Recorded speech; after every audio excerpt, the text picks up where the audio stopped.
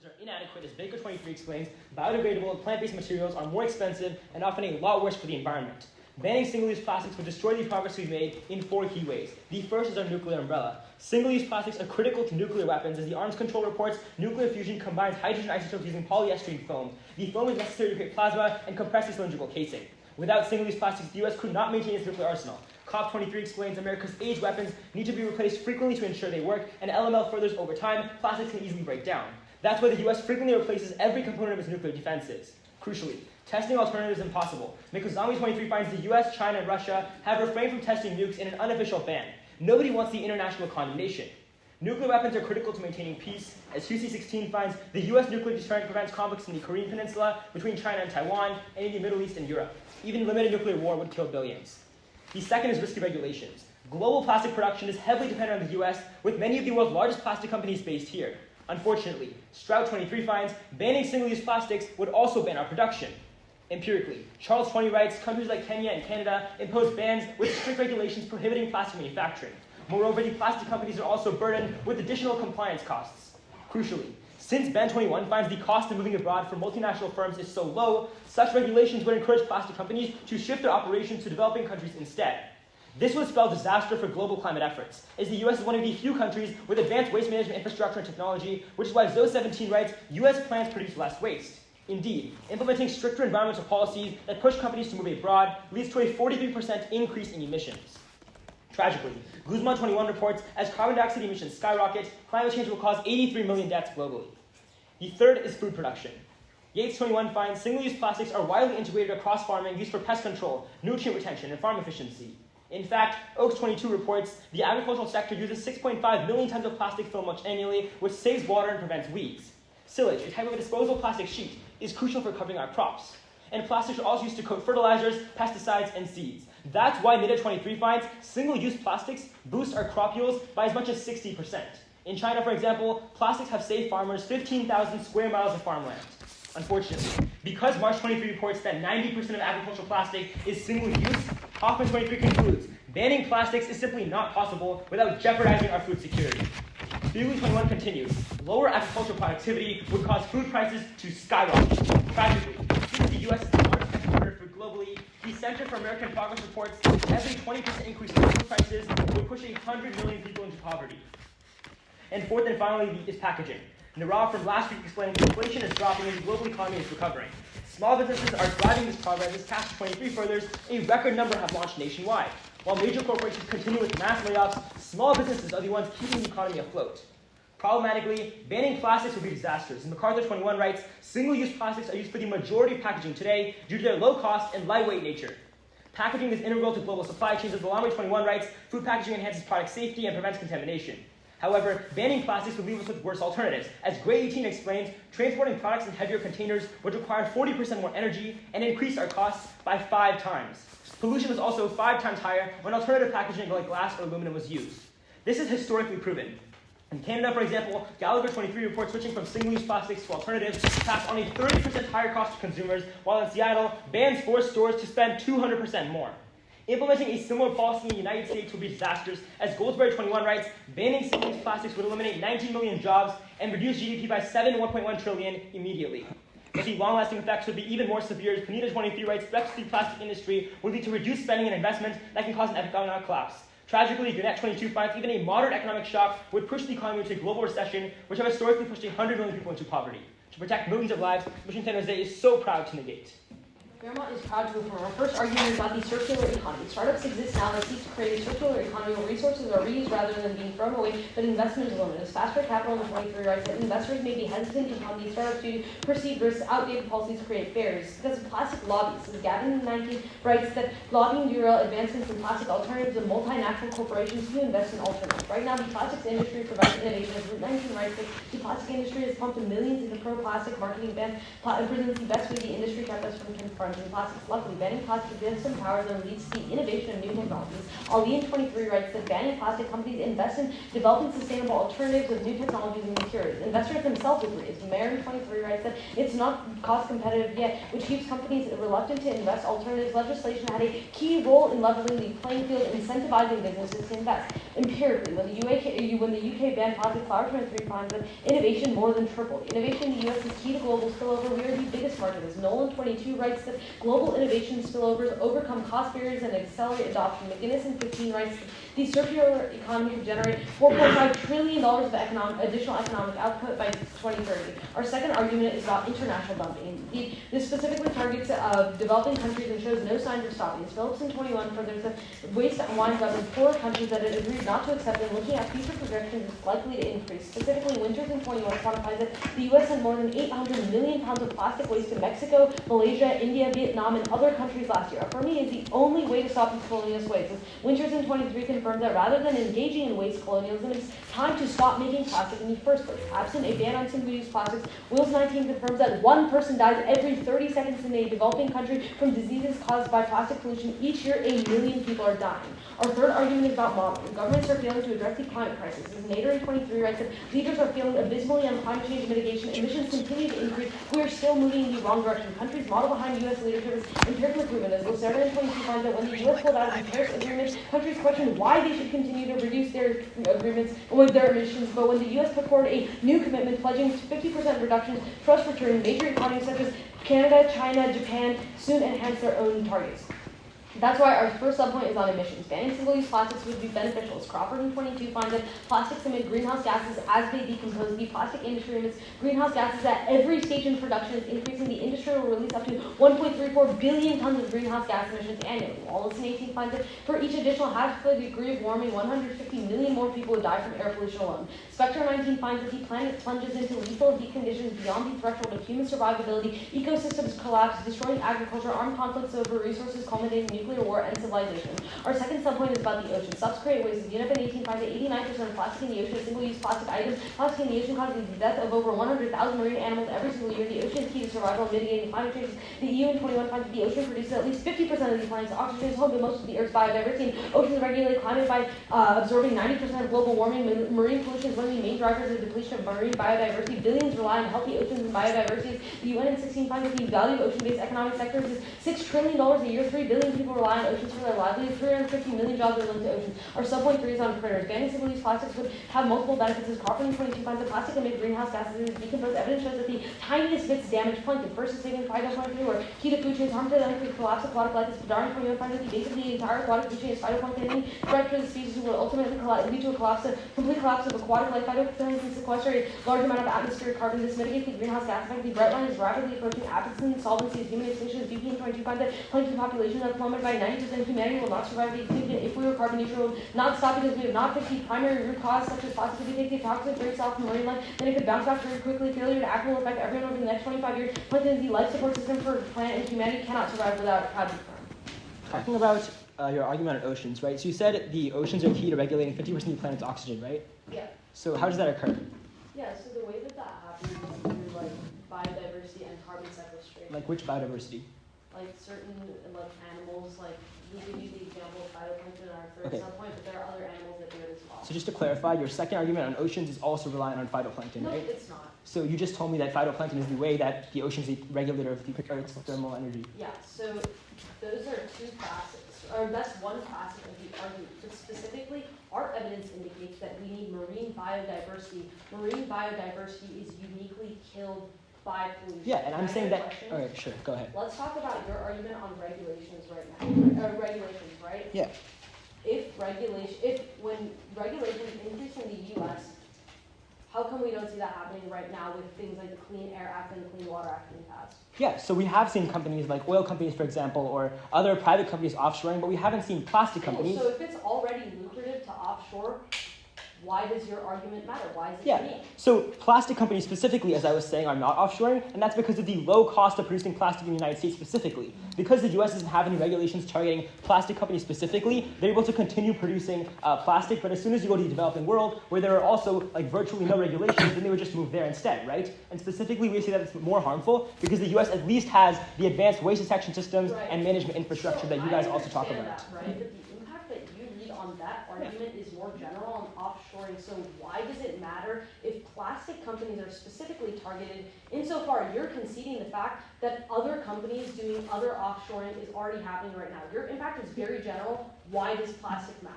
Because plastic is an industrial like production process, right? A lot of other industries, like small businesses, or not small, like corporations, for example, don't necessarily have the same amount of industrial processes as plastic. Okay, so I guess that the issue with your argument then becomes is that why would companies move offshore instead of just like focusing on reusable plastics in the United States, because that would still be allowed. So we would say it's a lot easier for them to just move abroad to where they know they can operate without any interference, as opposed to creating spending billions of nebulous innovation. But sorry, really quickly to clarify, more specifically, you guys, there's also a specific subset of what happened in Kenya and Canada, where even after they developed like whatever reasonable alternatives, they still were faced with hundreds of billions in compliance costs. So the problem doesn't end there, right? Right, I understand that, right? But what I'm confused about is that why would like company A move just their single-use plastics production offshore and keep reusable plastic production onshore? Why wouldn't they just focus more money on what's here? Because we say it's cheaper for them and more profits for them to move abroad. So why are they doing that already then? Because those are not plastic companies specifically, which rely on few regulations. I think that this argument has a lot of issues, but that's almost cross actually. All right, cool.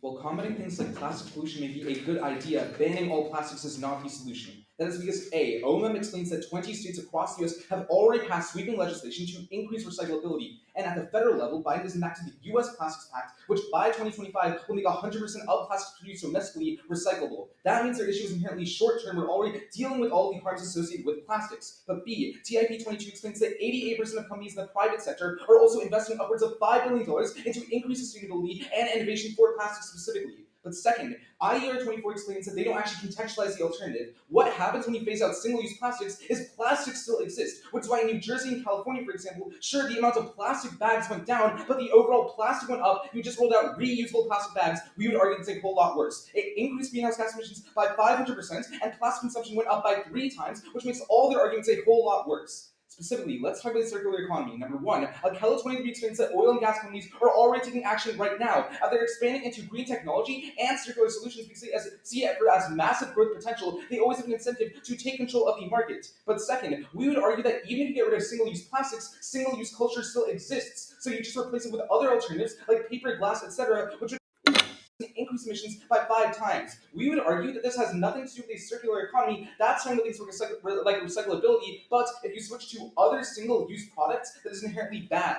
On international dumping. Number one, Borsalis 23 explains that it's an issue of the past, as the US has decreased exports from 2.3 million to 0.6 million, which shows that we're already taking the issue seriously. But second, Richie 22 explains that only 5% of US waste leaves the country. The other 95% is handled domestically, which means, again, it's a very marginal impact. This doesn't even go into oceans or cause the waste dumping.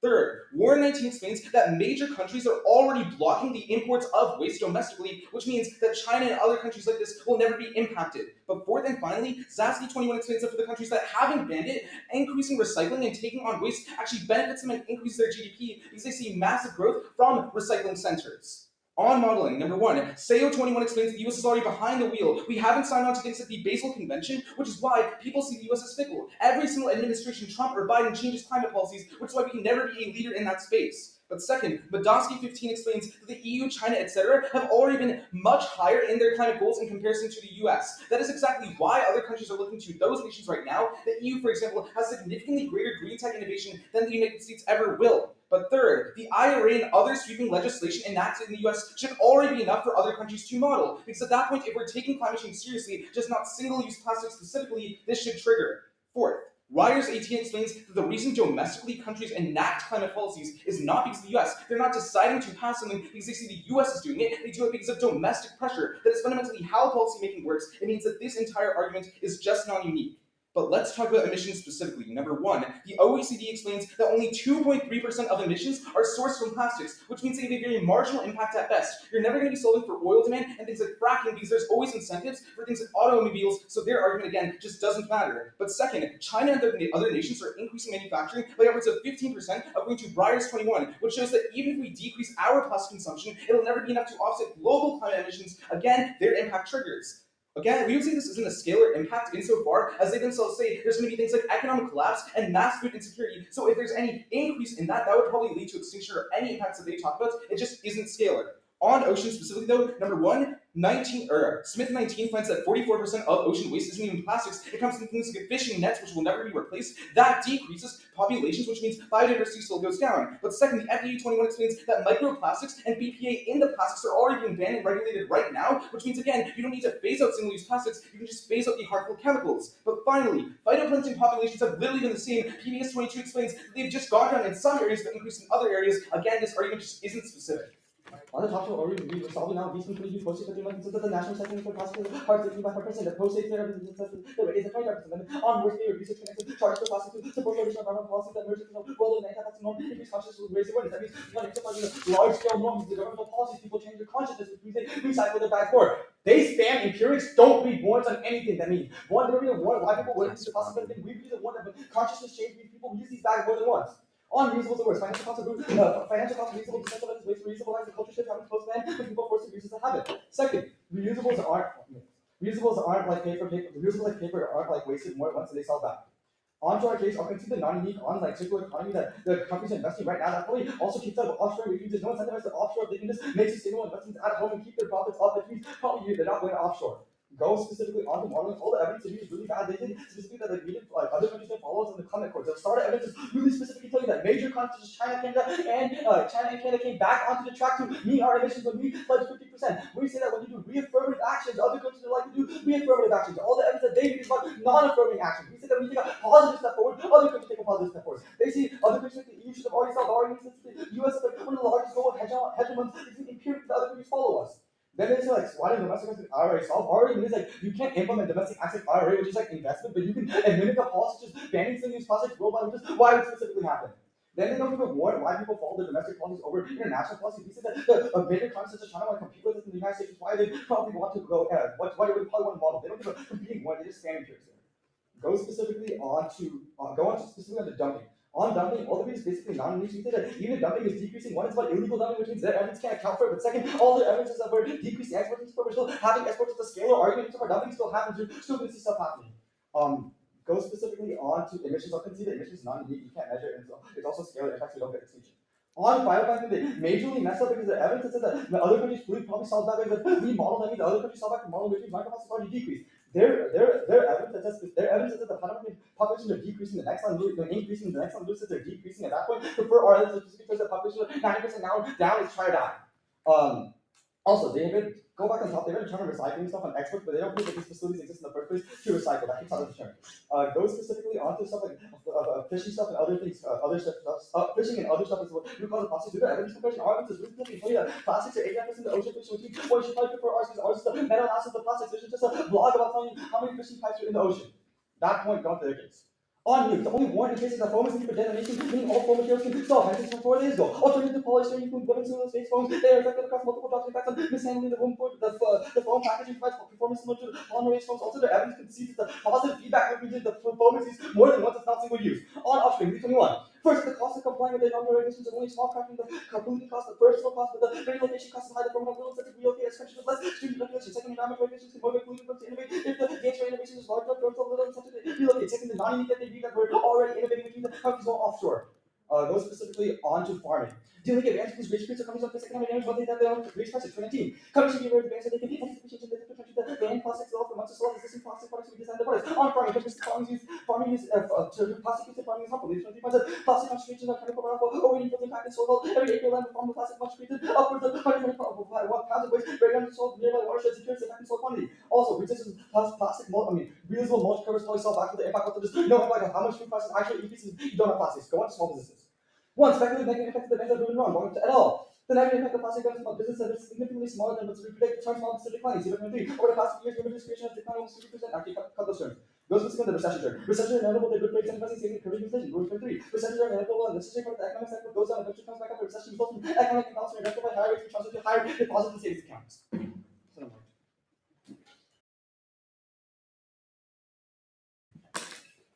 Modeling, you say the reason why other countries would also create these policies is because they can be economically competitive, right? Sure, not only economic competitive, but not only economic competitive, they're just trying to work weakness in the US. Okay, so why does domestic policy like the IRA not apply? Yeah, because it's hard to implement a policy such as the IRA, because the IRA includes like the bills and investments, while single-use plastic ban is much easier to implement, right? Like seeing the specific policies such as IRA and what those facets the IRA is really hard to implement on a large scale, global scale, but just seeing the policy ban all single-use plastic is much easier to implement. So you're saying it's difficult to increase investments in green tech? If we can prove that other countries are increasing that to remain economically competitive, yeah, I give the why does that apply? Lasar's two evidence of cases conceded that when we increased our commitments to reduce emissions by 50%, China, Japan, and Canada. And when we increase green tech innovation, other countries also increase green tech innovation. I'm wondering why it's specific to single-use plastics and not any other legislation we've ever enacted. Oh yeah, because the uniqueness you give, we're falling behind right now, which is why we take the first step. No, we're saying we're falling behind in plastics, so no one cares to look to the US. Exactly. But across climate, we are passing other legislation, which is still trigger your argument. One thing, you read no evidence that no one else modeled after us. It just says that no one else pulled out when we pulled out the Paris Accords. Those sort of evidence also, that's the only evidence. Okay, this was an analytic, and it was not that when we don't act, other countries don't act. The analysis I was making is that the US is acting, just not when they ban other legislation. Yeah, but I'm saying it's hard to mimic those policies.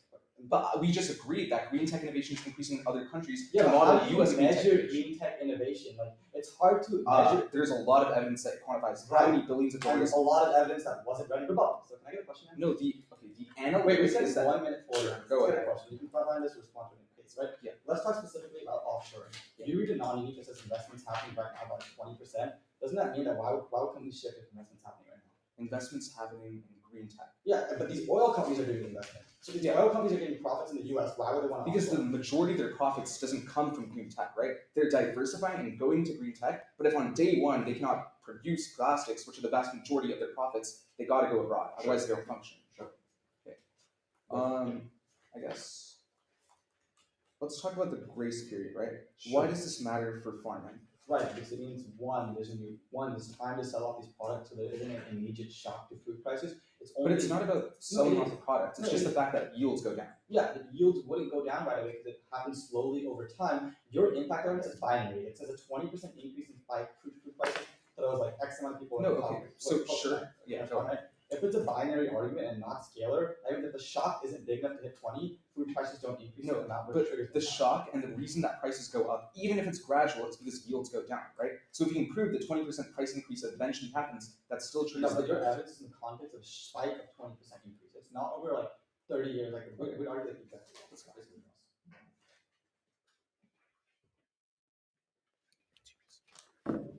On our case, we're going for small businesses. They say small businesses are flourishing economies. We say small businesses are flourishing economies bouncing back. Virtually all patching these businesses rely on a single use, which means they ban or cripple businesses. Historically, you know that's true because in Seattle, business costs increased by 200%. They give the example of Vermont, but Vermont was only a partial ban on bags, which is why you know the effects would be even more magnified if you're a full-scale ban like in the US. But B, their own card about Vermont says that it's just mitigation at best because there was some impact, it was just smaller than anticipated. Historically, this would devastate our economy as we would lose 19 million jobs and push 100 million people to poverty. When investment collapses, it collapses globally because of the interconnected nature of the economy. They give you no other. Actually, they give you a return on recession being inevitable. But A, this is a global recession, which means it doesn't matter if like spending in like loans goes up because because loans and banks don't exist at the same rate that they do abroad. So even if loans go up in the U.S., the impacts still exist on the other nations abroad. But B, this isn't even specific or implicated to our arguments. You shouldn't even buy it or weigh it either. Let's go to the weighing. They go for try or die, but if we win the uniqueness on any of their cases, then we win. Then essentially you can't try or die for the neg because you know that we're already doing things like recovering phytoplankton and stopping modeling and doing proper innovation. But specifically on our weighing, it's very simple. A global recession means investors pull out, causing investment in sanitation infrastructure, waste management, health infrastructure to tank, which kills millions. For furthest on A, severity, since the developing world is negatively impacted in a multitude of ways, but B, on scope, since it affects every country and every person, even the people who are not directly recipients of the US's waste dumping. And on climate change, if a global recession is happening, A, that means investors are hesitant to invest in a time of global uncertainty, so climate change innovation also decreases, which means that the climate change innovation that you're seeing now, even that goes away. But B means that national attention and resources are diverted away from climate change. This happens immediately and prereqs on time frame, which they concede. With that, let's go to their case. There's a ton of issues here. Firstly, they lose around and they concede that alternatives are universally worse. Our warrant is very simple. Companies want to turn to the cheapest things that exist. They themselves tell you always things like paper and cloth, but problematically, these things are much worse than 15 of these 16 applications. This implicates, and they have 5 times more emissions and 5 times more cost. This implicates directly to modeling because it means that the US would be a model for other countries in a poor way if we're using things like paper and cloth and emissions actually increase. But B, it magnifies all of their impacts for dumping and ocean waste if we're just doing more of these things because they have just as many chemicals and take just as long to be released in the oceans. Specifically on their case, though, on the overview, we tell you that by 2025, Biden has already implemented regulations to make sure 100% of plastics are recyclable. They say facilities don't exist, but that doesn't matter because part of the legislation is making sure these facilities exist. You know that it's working because 80% of companies have already released measures to increase in sustainability investments. They say that it's about a consciousness change, but the consciousness change would change too, where they ban on single-use plastics. Also, on dumping, they can see that only 5% of waste actually leaves the country, so you know that it's decreasing right now, and you have no reason to change the status quo, but it also implicates the modeling because you know that the US is a good model for stopping our waste exports. And also, major countries are already blocking export imports, so the dumping doesn't even matter because even if the US sends waste, other countries don't accept it. On modeling specifically, though, they can see that the EU is a better model than the US for climate change specifically because they've been the historical leader in green technology. Sure, they might look to the US because the US is the largest, but if they see that the EU is leading in terms of investment, then the EU can continue to lead. That's why when the US withdrew from the Paris Climate Agreement, we saw innovation and emissions continue to decline because the EU continued to model in that regard. And on oceans, they can see that 44% of the waste in the ocean is not plastic, but things like fishing nets instead. On the alt source terms, remember what Sean tells you that all their evidence is about emissions, not pollution. They don't contextualize why that turns case, but also consciousness change, costs go up. No one wants to waste reusable items that are very, very expensive. That's what they can see from me last week. But then on the overview, that recycling is going to increase. No, there are no facilities, but plastic is also only 5% recyclable right now. Consciousness changes what they've been. That's why we solve better. But then on modeling, the only thing that they to cross up what they said about exports, they say that the U.S. is a good model for stopping waste exports. That probably means that the U.S. is a good model for climate change. They say that the EU is better, but insofar the EU isn't banning all single-use plastics, and the U.S. takes the first step in doing that. That means that the U.S. becomes a better model for that policy specifically. That's why the Lacerda evidence very specifically tells you that when the U.S. pulled out of the Paris Climate Accord, countries question their commitments, but when the U.S. increased their commitments to reduce emissions, then other countries did that as well. Extending the U.S. not addressing climate crisis again would be helpful because they would indicate to countries that model after the U.S. that they need to take action as well. Single-use plastics make up 89% of waste in the ocean. We're able to solve for all that because countries that model the U.S. This is important because the ocean absorbs 90% of global warming. This is critical because the ocean makes up $6 trillion in GDP and 3 billion livelihoods. And then on phytoplankton, they don't read any response to this in the last speech, don't evaluate anything. They don't win the uniqueness. They say they're going to win the uniqueness, and then we can't win tired but we do win tired because the fact that plankton are 90% down right now, plastics are killing them, it collapses of aquatic life. The BP evidence says that if we stop pollution now, we can save phytoplankton, otherwise we die because of biodiversity loss. Specifically, you can vote for this even without having to vote for modeling because the fact that even if just the US is able to stop any kind of pollution from happening, that means that we can preserve some level of phytoplankton, which means that biodiversity loss doesn't cascade. They go extinct without it. This is a conceded argument you can vote for right now. They say we only lose tired say when uniqueness, but there's no uniqueness extended. Even if you want to give random like 44% of waste not being plastic, our evidence uniquely indicates that 89% of the waste is microplastics. Microplastics are specifically the things that phytoplankton leach from, and those toxins are what will kill them in the long term. Let's do the way. The magnitude and extinction event is infinite because it's irreversible. Even if the probability is really low, you should probably be voting for us because the fact that small risks aren't worth dealing with the existence of our species. They can see the fact that phytoplankton populations are down 90% right now. The only way to stop the aquatic food chain from collapsing and a human extinction from happening is on our side. Extinction doesn't affect every person alive. It affects the thousands or millions of years of future existence humans who are not living never the species of God. Is this our argument is fundamentally prerequisite to theirs on the developing world we're in. They don't give you any kind of contextualization as to why our argument wouldn't just link into theirs because the fact that because of the fact that they're much worse insofar aquatic food chains collapse, which means that even if we don't win extinction there's no why non-plastic waste hurts plankton also. On theirs, on the small businesses stuff, Siobhan, where is that? No, they're probably not winning small business because the fact that the only empirics in the round indicate the fact that the issues aren't as bad as they say. They don't contextualize you how many small businesses actually go where, how much has to happen for a global recession to actually trigger, so you're probably not voting for that. Even if a global recession happens, recessions are inevitable. Phytoplankton extinction is something that is solvable right now on the app. Yeah, alright. I'll take the first question, right? So a big empiric in this round has been the Paris Climate Agreements as an example for modeling, right? That wasn't extended in the last speech. It's not I actually did extend it, but I just wanted to clarify something, if you'll hear me.